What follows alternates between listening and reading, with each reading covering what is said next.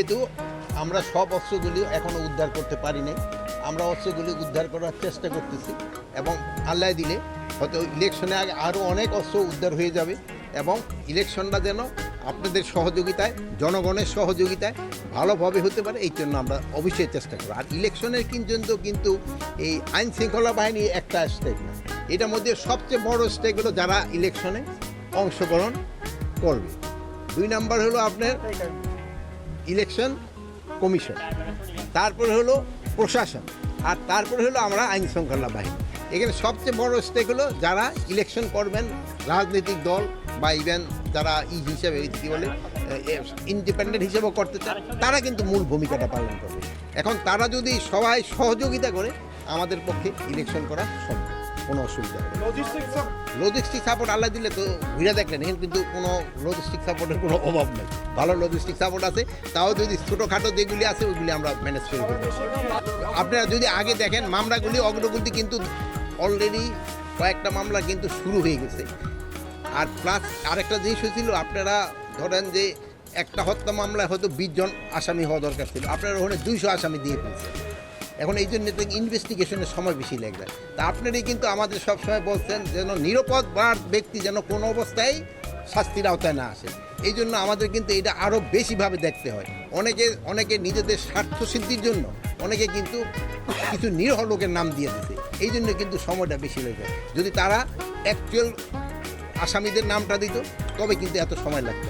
এটার ক্ষেত্রে আমরা সবচেয়ে আপনাদের সাহায্য সহযোগিতাই চাবো, যেহেতু আপনারা যদি সত্যি সংবাদটা প্রকাশ করেন তবে কিন্তু আর কোনো বিভ্রান্ত সৃষ্টি করতে পারবে না। তাহলে আজকাল ধরেন বিভিন্ন মিডিয়া ধরেন আবার এই একটা কী জানি বাইরেছে আর্টিফিশিয়াল ইন্টেলিজেন্স, এটা দিয়ে ধরেন যে চলে গেছে তারও ছবি দিয়া, তারে জীবিত বানায়া তার তো ছবি বানায় ফেলে।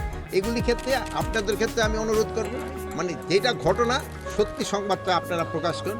আর স্বরাষ্ট্র মন্ত্রণালয় থেকে আমাদের ডিরেকশন, যেই ঘটনা ঘটে ওটা সত্যিটা প্রকাশ করে দেওয়া, এটার ভিতরে কোনো লুকোচুরি করার কোনো কিছু নেই, যা ঘটে তা প্রকাশ করে দেয়। এটাই যদি হয় সেই সময় জনগণ সচেতন। তো কিছু সংখ্যক তো স্বার্থবেশী লোক থাকবেই যারা সব সময়ই একটা প্রবলেম ক্রিয়েট করার জন্য চেষ্টা করবে। এই জন্য আমি যেই সব রাজনৈতিক দলগুলি এই পুলিশের সাথে এবং অন্যান্যের সাথে একটা বিভেদ করার চেষ্টা করছে তাদের অনুরোধ করব, আপনারা নিজেরা ভিতরে আপনারা করবেন, আমাদের সাথে তো রাজনৈতিক দলের কোনো বিভেদ থাকার কথা নেই। আপনারা কাজ করবেন, আমাদের কাজ করবেন। আমাদের কাজ হলো আইন শৃঙ্খলা রক্ষা করা, আর আপনাদের কাজ হলো জনগণের কাছে দিয়ে ভোট আদায় করা। আপনারা তাদের জন্য চেষ্টা করেন, আর আমরা হলো জনগণের জন্য যেন তারা সুখে শান্তিতে থাকতে পারে ওটার ব্যবস্থা করার দায়িত্ব হলো আমাদের।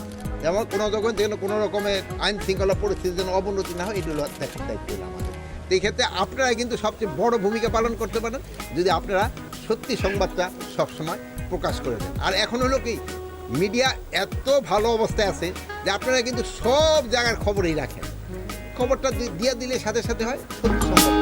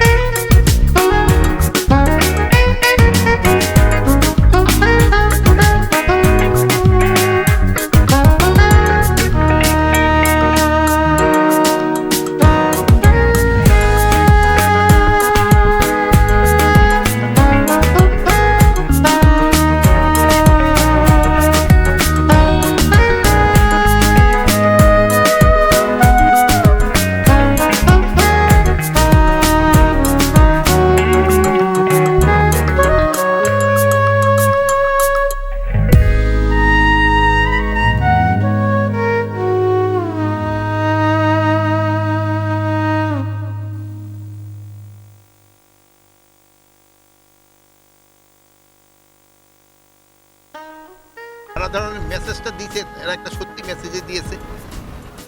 এখন যারা বাংলাদেশি নাগরিক ওখানে আছেন তাদের তো আমাদের নিতে হবে। আপনি হয়তো 10 বছর হোক বা 20 বছর হোক যদি আপনি ওখানে যেয়ে থাকেন, বাট আপনি যদি আমাকে বাংলাদেশিও নিয়ে থাকেন, বাট যারা রোহিঙ্গা তাদের আমরা অ্যাকসেপ্ট করতেছি, রোহিঙ্গাদের আমরা ওখানে ফেরত পাঠাই। তারপরে আমরা তাদের বলতেছি যদি আমাদের এরকম কোনো বাংলাদেশি নাগরিকও থাকে ওখানে, ওটা একটা নিয়ম আছে, একটা প্রপার চ্যানেলে পাঠানো, ওই চ্যানেলে পাঠাবেন। আমরাও কিন্তু ওদেরও যারা এই আসতেছে ইন্ডিয়া, আমরাও কিন্তু প্রপার চ্যানেলে পাঠাই। বাট ওরা, আপনি সত্যি কথা বলতে, ওরা চ্যানেলে পাঠায় জঙ্গলে, নদীর পাড়ে এইসব জায়গায় পাঠায়। এটা কোনো অবস্থায় গ্রহণযোগ্য না।